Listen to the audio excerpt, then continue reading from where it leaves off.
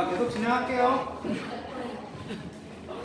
자, 방사선 대조도와 밀도 5단계라 그랬죠. 첫 번째 공기, 지방, 물이랑 지금 워터, 머슬 이렇게 나와 있는데 물이랑 연부 조직이랑 동일해요. 근데 연부 조직은 단순히 근육만 돼 있는 게 아니라 연부 조직이랑은 뼈 말고 말랑말랑한 데는 연부 조직이라고 하죠.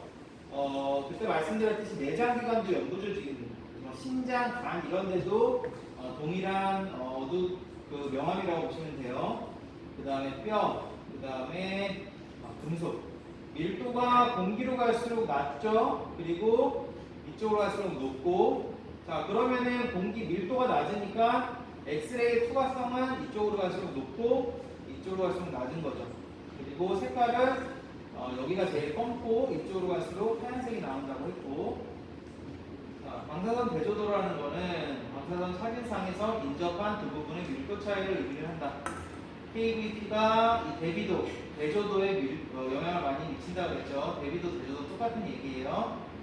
밀도 차이가 크면은 대비가 높다. 구분이 잘 된다는 거죠. 밀도 차이가 작으면은 대비가 낮다. 뼈는 높은 대비로, 풍부 및 복부는 낮은 대비로 촬영한다. 자, 이제 이게 무슨 얘기냐면은 뼈를 찍을 때랑 사실 세부적으로 얘기하면 뼈를 찍을 때랑 그 다음에 복부나 흉부를 찍을 때랑 KVP 설정하는 게 조금 달라요. 무슨 얘기냐면 KVP를 올리는 거나 마스를 올리는 거나 까맣게 나오는 건 똑같죠. 근데 어쩔 때는 KVP를 올려야 되고 어쩔 때는 KVP를 상대적으로 낮추고 마스를 좀 올리고 이런 차이가 있을 때가 있습니다. 그래서 보통 이제 뭐 복부나 흉부 같은 경우는 KVP를 이제 올려서 찍는 거죠.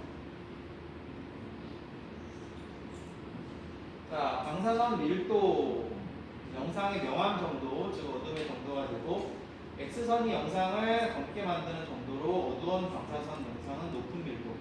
방사선의 밀도랑 이거를 찍는 대상의 밀도랑 헷갈리면 안 돼요.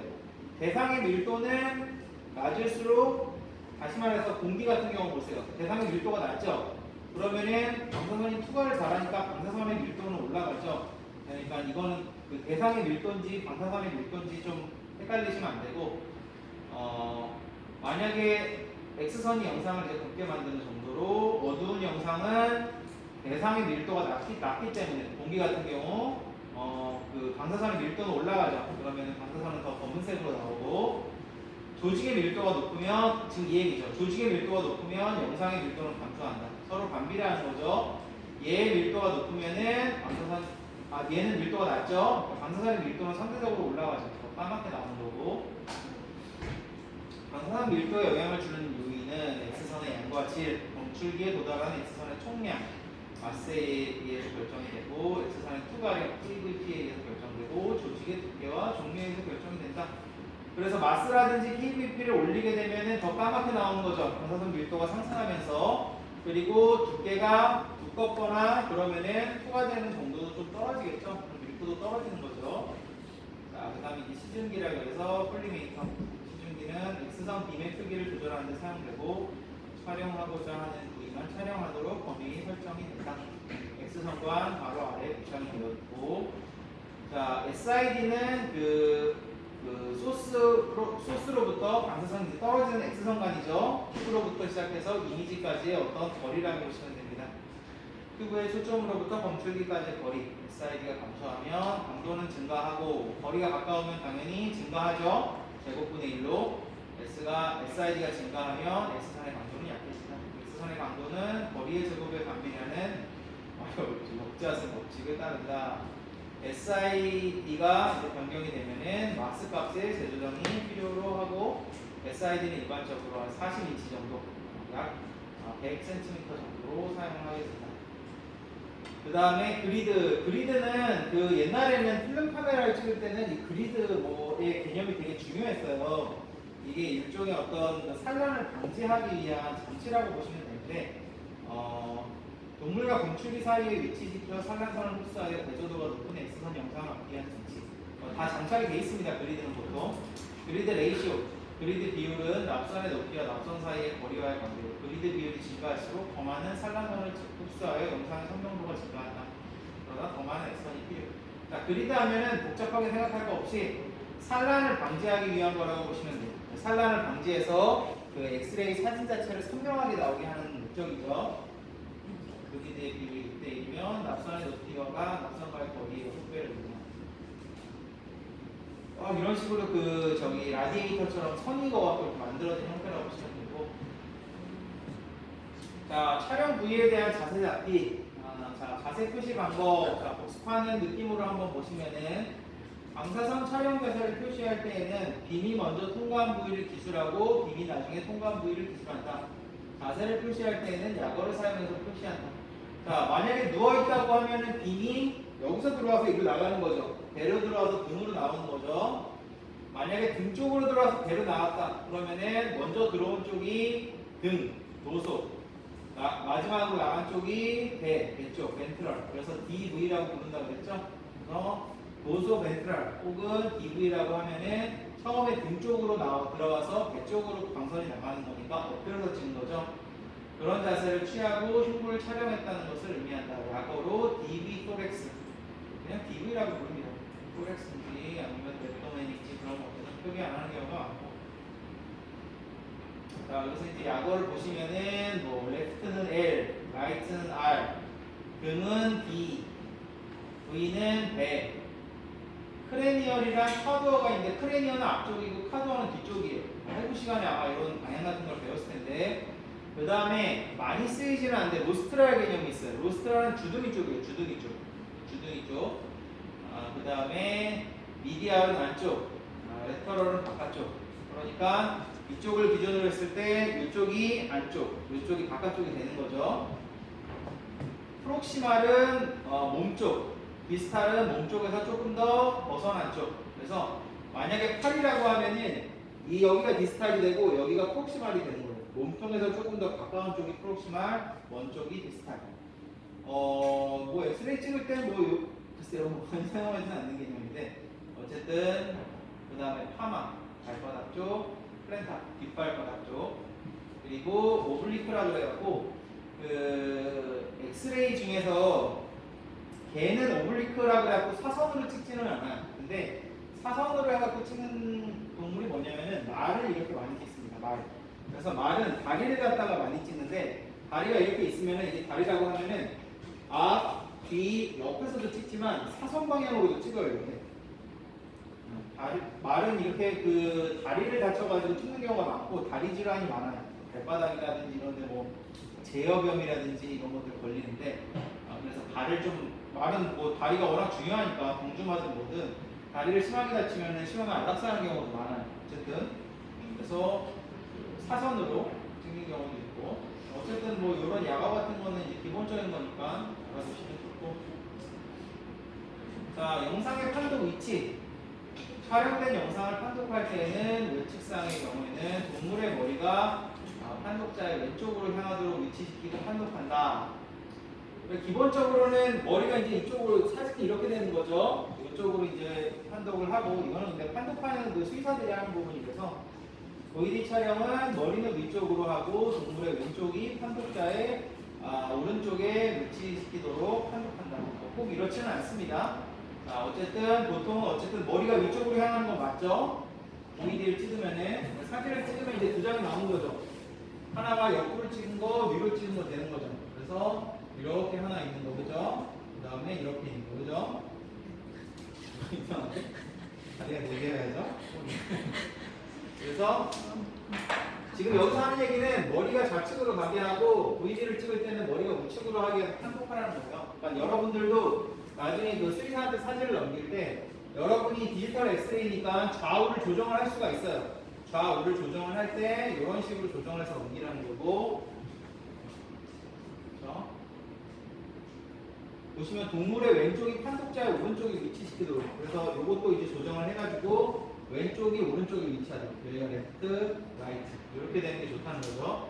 사실은 거꾸로 내도 그냥 판독은 적당히 합니다. 근데 머리의 위치는 이렇게 되는 게 좋아요. 왼쪽, 위쪽. 방사선 촬영의 일반적인 원칙, 자, 한 5개 정도 그때 있다고 그랬죠. 정자세로 촬영하고 직각으로 2장을 찍고 이런 거. 여기는 조금 달라요. 어쨌든 그냥 참조해갖고 다 맞는 얘기니까 어쨌든 공부하실 때 참고해갖고 알아보시고, 당연히 정자세, 표준 자세로 촬영한다고 그랬죠. 90도 방향으로 2장 촬영하고 촬영 부위의 가운데 김의 중심을 위치를 해야 된다. 이건 당연한 얘기였죠. 소형 동물, 머리, 척추 등 고정이 어려운 경우에는 마취 후에 촬영을 해야 된다. 사실은 웬만하면 다 사실은 마취 후에 촬영하는 것이 좋습니다. 단순히 고정이 어렵거나 그렇지 않더라도. 그리고 이제 한 가지 더 추가하자면은 조금 사납거나 그런 동물도 마취 후에 촬영하는 것이 좋고.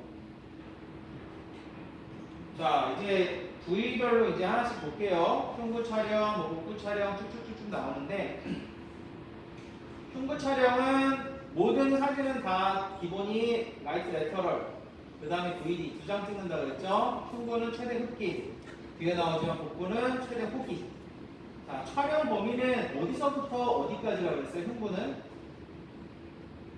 지금 13번 늑골이라고 나오는데 좀 애매해요. 흉곽 입구가 처음 부분인 거는 맞고, 흉곽 입구에 시작해서 끝부분은 횡격막까지 포함되게 찍습니다. 그렇죠? 그래서 사실은 13번 늑골이라고 하는 표현은 사실 저는 좀 동의할 수가 없어요. 네, 13번 늑골까지 나오지도 않습니다. 네. 예외적으로 호흡 곤란이 있는 동물이나, 그래서 제가 만들었던 그 슬라이드에는 여기 나와 있는 의견도 좀 존중을 해갖고 요 내용도 아마 제가 썼던 걸로 기억을 하는데 잘 기억이 안 나는데, 어쨌든 흉곽 입구가 앞부분이고 뒷부분은 횡격막이에요. 횡격막. 예외적으로 호흡 곤란이 있는 동물이나 고정이 있는 고양이의 경우에는 대복상으로 촬영한다. 자, 호흡 곤란이 있거나 고정이 있는 고양이만 나왔는데 제가 상당히 경우가 많다고 그랬죠. 신장 질환이 있는 경우, 호흡 곤란, 복수가 찬 경우, 임신한 경우, 그렇죠? 그런 경우에는 다 DV를 찍습니다. 오른쪽 측면상 라이트 레터럴, 오른쪽으로 눕히고 빔의 중심과 촬영 부위의 중심. 자, 촬영 부위의 중심이 견갑골 후면에 와야 된다고 그랬죠. 그죠? 그리고 앞에 경계랑 뒤에 경계에 대해서 말씀드렸죠. 앞에 경계는 견갑골까지 오는 게 좋은데 사실 좀 헷갈리니까 중심을 갖다가 견갑골 뒤쪽에다 놓고, 그죠? 그 다음에 그 뒤쪽의 중심을 어떻게 한다고 그랬어요? 만약에 이렇게 돼 있으면은 여기가 견갑골 후면이 오고 뒤쪽은 팔절기를 중심으로 세 손가락 정도 앞으로 온다고 했죠? 촬영 범위는 13번 늑골과 흉곽 입구가 포함됩니다. 뭐 이렇게 지금 동물이 비틀어지지 않도록 다리를 앞뒤로 잡아당기고 흉골과 흉추를 수평으로 맞춘다. 당연한 얘기죠. 자, VD를 찍을 때는 앙화위가 뭐냐면은 말이 좀 어렵죠. 우리 횡화라는 거 배웠죠. 횡화를 옆으로 눕는 거예요. 앙화는 우리가 밤에 잘 때처럼 그냥 눕는 걸 갖다가 앙화라고 합니다. 앙화위 자세로 눕히고 앞다리는 앞쪽으로 양쪽 귀 부위에 밀착시키면서 최대한 당긴다. 그렇죠? 이렇게 당겨주라 그랬죠. 그러면서 고개가 좌우로 돌아가지 않도록 살짝 잡아주라 그랬죠. 귀를 잡든 얼굴을 잡든. 뒷다리는 뒤쪽으로 최대한 당기고 동물의 왼쪽과 오른쪽이 서로 대칭돼야 되고, 찍었을 때 갈비뼈가 서로 대칭돼야 된다고 그랬죠. 찍을 때는 최대 흡기 시에 촬영을 한다. 복부 촬영 마찬가지로 라이트 레터럴과 VD를 촬영을 한다. 항상 같은 자세에서 촬영하는 것이 중요하고, 복부 촬영을 위해서는 최소 12시간 이상 절시인데 이렇게 찍는 경우가 많지는 않습니다. 이게 원칙이긴 맞아요. 초음파를 찍거나 그 엑스레이를 찍을 때는 사실은 복부를 좀 비워서 절식하는 게 맞는데 그렇게 하기가 좀 힘들어요. 왜냐면 그냥 와서 그냥 며칠 전부터 우리가 검사하겠다 이런 경우도 있지만, 그냥 이상 있는지 좀 검사하다 보면은 좀 이 검사 저 검사 하다 보면은 뭐 밥을 먹었는지 안 먹었는지 체크하기 어려운 경우도 굉장히 많죠. 수술할 때는 수술을 스케줄을 잡고 하기 때문에 절식 같은 게 지켜질 수 있지만 엑스레이는 조금 어렵습니다. 그래서 조금 절식이 되면 사진 찍기가 더 쉬운데 이거는 뭐 현실적으로 그렇게 하기는 조금 어려워요. 원칙은 이렇지만 비뇨 생식기 촬영 및 결장 촬영 시에는 관장이 필요할 수 있고 관장이 필요할 수 있죠. 면이 많거나 그러면은 동물이 호기 동안 촬영을 한다. 일반적으로 빔의 위치는 촬영 중심의 위치를 시키고 특별한 장기 촬영 시 빔의 중심을 특정한 장기에다 하는 거죠. 그래서 신장 촬영이다 그러면은 신장에다가 딱 대고 하는데 겉으로 봤을 때 사실 모르죠. 그래서 이렇게 찍기가 쉽지는 않아요. 그래서 오른쪽 왼측상 앞다리는 앞쪽, 뒷다리는 뒤쪽으로 한 45도 정도 당긴다. 척추는 휘지 않도록 수평이 되게 하고 촬영 부위는 앞쪽은 횡격막 바로 앞에서 뒤쪽은 고관절이 포함이 되도록 촬영을 한다. 그래서 뒤쪽은 대퇴돌기가 그 레드마크가 된다고 그랬죠. 그죠? 그리고 센터를 맞추라고 그랬죠. 센터를 어디에 맞추라고 그랬죠? 마지막 밑돌 부위. 그런 식으로. 촬영 부위는 앞쪽은 횡격막 바로 앞인데 사실 우리가 걔를 겉에서 딱 보면 횡격막이 어딘지 모르죠. 그래서 사실 이건 좀 붕 뜬 얘기예요. 횡격막이 어딘지 어떻게 알아요? 그래서 그 갈비뼈를 갖다가 센터에 놓고 하는 게 훨씬 더 현실적으로 찍기가 쉽고, 만약에 그게 헷갈리면은 보통은 갈비뼈랑 그 저기 어디죠? 팔돌기랑 한 반 정도 되는 거기다가 이제 안쪽으로 찍고 VD 흉부 촬영과 같은 앙와이 자세 그대로 누운 상태에서 촬영 부위는 복부의 외측상과 같다. 자, 우리 지난 시간에 배운 게 머리죠, 머리. 그죠? 머리 찍는 방법을 보면은 대비를 갖다가 높여서 찍습니다. 하이 콘트라스트로 촬영을 하고 머리 부위 촬영을 위해서는 마취가 필요하다. 원칙적으로는 마취가 필요해요. 특히 고양이 같은 경우 우리가 지난번에 제가 사진 보여드렸을 때 고양이가 입에 마취기 끼고 있었죠. 근데 강아지는 그 마취 안 하고 그냥 또 빨리 찍을 수 있습니다. 그래서 어쨌든 원칙적으로 마취 필요한 게 맞아요. 기본 촬영은 오른쪽 외측상과 개목상. 그래서 자, 머리는 좀 다르다고 그랬죠. VD가 아니고 DV를 찍는다 그랬죠. 이렇게 턱을 댄 형태로 위에서 찍는다 그랬죠. 머리는 복잡한 구조물로 되어 있고 비강, 중이, 치아 부위 등 특정 부위를 보기 위해서는 부가적인 촬영 대사가 필요하다. 자, 그래서 뇌 속은 볼 수가 없지만 보는 부위가 어디라고 그랬죠? 코에 뭐 염증 같은 거 있는지 비강, 그죠? 귀, 고실 말씀드렸죠? 고실에 염증 같은 거 있는지 이빨 같은 거, 윗턱, 아래턱, 윗니빨, 아랫니빨 문제 있는지 보기 위해서. 자, 그래서 오른쪽 외측상 RL이랑 VD가 아니라 DV로, 그죠? 자, 머리 부위를 수평으로 X선 테이블에 위치시키기 어렵기 때문에 방사선 투과성 스펀지를 이용해서 수평을 맞춥니다. 자, 이게 그때 말씀드린 거죠. 웨지를 쓴다고. 베개처럼 생긴 웨지를 써가지고 강아지의 고개가 돌아가지 않도록 하는 거죠. 그때 그림에서 보여드렸듯이. 왼쪽과 오른쪽 구조물이 정확하게 겹쳐서 촬영을 해야 되고, 치아 상태를 확인하기 위해서는 입을 벌리고 촬영을 한다. 다만 요새는 병원들이 좋아져서 치아 엑스레이를 따로 보유하고 있습니다. 그래서 치아 상태 확인을 하려고 요새 엑스레이를 찍는 경우는 많지는 않아요. 웬만한 좀 괜찮은 병원은 치아 엑스레이가 따로 있어요. 마취시키고 아예 치아 엑스레이를 따로 찍습니다. 자, DV 복부해상 VD보다도 DV로 찍는다고 그랬죠. 얘는 DV의 경우 아래턱이 평편해서 수평으로 자세가 수월하고 좌우 대칭 영상을 얻을 수가 있다. 자, 찍고 나서 중요한 게 뭐라고 그랬어요? 찍고 나서 좌측이랑 우측이 정확하게 대칭이 되어야 된다고 그랬죠. 그죠? 그래서 찍고 나서 이런 고실이라든지 여기 그때 보였던 그 자이고매틱 아치라고 해서 여기 광대뼈 같은 거 그런 것들이 좌우로 딱 대칭돼야지 좋은 사진이다. 그 다음에 주둥이 뒤쪽상이라고 해서 참고적으로 알아두세요. 로스트라 파우더리라는 그 자세가 있어요. 그래서 이걸 어떻게 하는 거냐면은 RC라는 자세인데 강아지가 이렇게 철학하고 누워 있어요. 지금 얘 같은 경우는 이렇게 한 상태에서 위를 찍는 거죠. DV는 RC는 이렇게 누워 있는 상태에서 빔이 이렇게 오는 거예요. 있을지 모르겠네. 제가 한번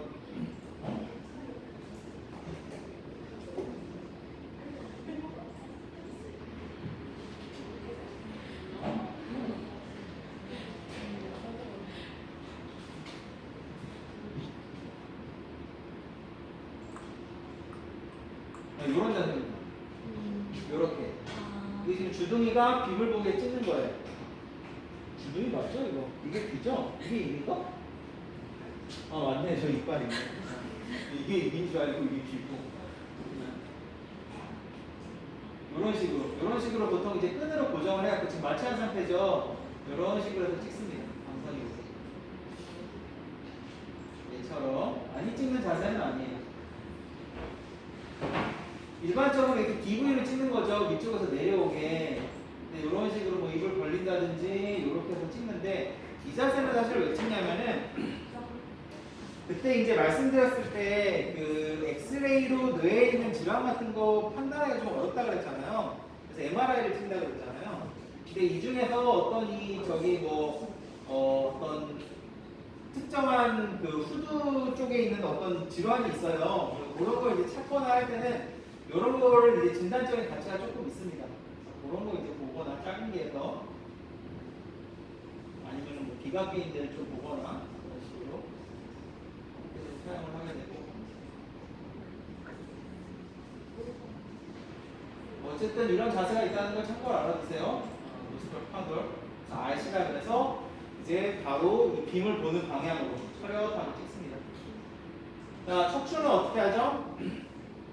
척추는 디스크 질병, 척추의 방사선암적 변화를 관찰하기 위해서 촬영을 하고, 기본 촬영은 그 디스크가 있다든지 그 척추도 MRI 같은 게 훨씬 정확하다 그랬죠. 근데 이제 어떤 그 간격이라든지 아니면은 그 수액이 튀어나온 거, 그때 제가 그 스누피 그 우드스탁 그 머리 모양 말씀드렸죠. 그런 거 이제 좀 체크하기 위해서 척추도 엑스레이를 촬영이 가능하고, 기본 촬영은 오른쪽 외측상과 목표상 척추 전체를 한 영상으로 촬영하기는 어렵기 때문에 자, 경추, 흉추, 흉요추, 요추 부위로 나누어서 필요한 부위를 촬영을 한다. 그때 말씀드렸듯이 작은 강아지는 한 번에 나오는데 큰 강아지는 한 번에 안 나와요. 그리고 굉장히 큰 강아지를 갖다가 한 번에 찍어버리면은 이쪽 끝에 말씀에 있는 부분은 사실 간격이 척추간 간격이 좁지 않은데도 좁은 것처럼 보일 수도 있다고 했어요. 왜냐하면 방선이 이런 식으로 쏘기 때문에. 자, 그래서 사실은 정확한 촬영을 위해서는 나눠 찍고 마취해서 하는 것이 사실은 정확하다. 자, 그래서 RL, 라이트 레터럴이랑 이번에 VD가 안 나왔어. 이건 라이트 레터럴만 하면 되죠. VD도 근데 찍을 수 있어요. VD도 찍어갖고 이렇게 누운 상태로, 왜 이것만 썼는지 생각해보면 모르겠는데 척추의 어떤 간격이나 이런 거 같은 거 볼 수 있죠. 동물을 오른쪽으로 눕히고 흉불과 요추 가시돌기가 일선 테이블과 통행을 유지하는 자세. 촬영 범위는 앞쪽 12, 13번 흉추부터 뒤쪽은 장골의 내개까지 13번 갈비뼈가 만나는 곳이 13번 흉추. 자, 경추를 찍을 수도 있고 요추를 찍을 수도 있고 흉추를 찍을 수도 있는데 어쨌든 중요한 건 특히 경추. 목 있는 데를 좌우로 쫙 펴줘야 된다고 그랬죠. 일자가 딱 될 수 있도록 그렇게 찍는 것이 중요하다고 그랬고, 보통은 이제 흉요추 부분을 찍을 때는 이제 그 디스크가 잘 일어나는 부위가 흉추 끝나는 데에서 요추 시작하는 부위쯤이에요. 그래서 그쪽에서 좀 많이 찍게 되고, 자, 골반은 복부 찍는 거랑 똑같죠. 대신에 일단은 동물 앙화의 자세를 취하고 동물 그냥 들어 눕게 한다는 거죠. 뒷다리를 좌우가 평행하게 뒤로 당기고. 자, 지난 시간에 얘기할 때 골반을 찍을 때 어떻게 해야 된다고 그랬어요? 뒤에 잡은 사람이 잘 돌려줘야 된다고 그랬죠. 그죠? 평행하게 그 슬개골이 바로 위를 향할 수 있도록 이걸 잘 잡아줘야지 다리가 제대로 보인다고 했어요. 뒷다리를 좌우가 평행하게 뒤로 당기고, 발목 부위를 붙잡은 양쪽 손을 안쪽으로 살짝 돌려줘서 무릎 관절을 펴고 일직선이 되도록. 그때 말씀드렸듯이 뒤에 있는 사람이 잘 이걸 돌려줘서 슬개골이 위쪽으로 보도록. 촬영 범위는 앞쪽은 장골날개 바로 위까지. 자, 장골날개 바로 위까지니까 장골날개가 어떻게 생겼죠? 이렇게 생겼죠? 이렇게 돼 있고 뭐 치골이 있고 이렇게 돼 있죠. 그러면은 얘가 잘리면 안 된다 그랬죠? 그러니까 사진은 이런 식으로 포함되고 무릎까지, 무릎 관절까지 포함시키는 게 좋다 그랬죠. 촬영 범위는 장골날개 바로 위까지. 장골이 잘리지 않도록. 뒤쪽은 무릎 관절이 포함된다고 그랬죠. 또 레터럴은 또 안 써놨어. 레터럴은 어떻게 한다고 그랬어요? 다리를 좌우로 쫙 벌린 상태로 찍는다고 그랬죠. 자, 다리 촬영. 다리 촬영에는 앞다리, 뒷다리를 구분이 되고 각 부위별 촬영이 진행되기 때문에 다양한 촬영 자세가 있다. 그래서 뒷다리 오른쪽. 동물이 촬영하는 다리를 외측상으로 위치를 하고, 촬영하는 다리를 외측상으로 한다는 거는 다시 말해서 촬영하는 다리가 바닥에 붙도록 한다는 거죠. 그때 그 뒷다리나 앞다리 찍을 때 어떻게 했어요? 촬영하는 다리를 바닥에 붙이고 다른 다리를 위로 들어 올렸죠. X선 빔의 중심을 무릎 관절에 맞추고. 자, 관절을 찍을 때는 무릎을 찍는다면 무릎이 중심에 오게 하고 앞뒤의 뼈가 조금씩 포함되게 한다고 그랬었죠. 앞다리 앞뒤상. 자, 앞뒤상이라는 거는 뭐라고 그랬죠? 뒷다리가 낫다, 앞다리가.